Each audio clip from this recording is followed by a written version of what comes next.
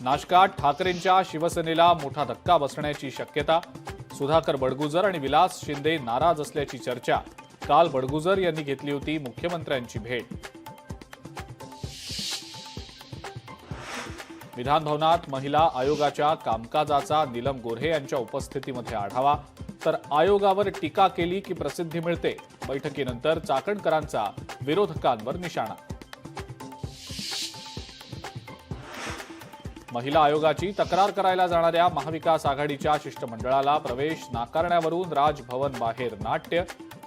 ठाकरेंच्या 2 नेत्यांना प्रवेश, मात्र संगीता तिवारींना प्रवेश न दिल्यानं मोठी नाराजी। जेसीबी विक्री व्यवहारातील फसवणूक प्रकरणी शशांक आणि लता हगवणे म्हाळुंगे पोलिसांच्या ताब्यात। राजेंद्र हगवणे आणि सुशील हगवणेला 14 दिवसांची न्यायालयीन कोठडी, तर निलेश चव्हाणला 4 दिवसांची पोलीस कोठडी।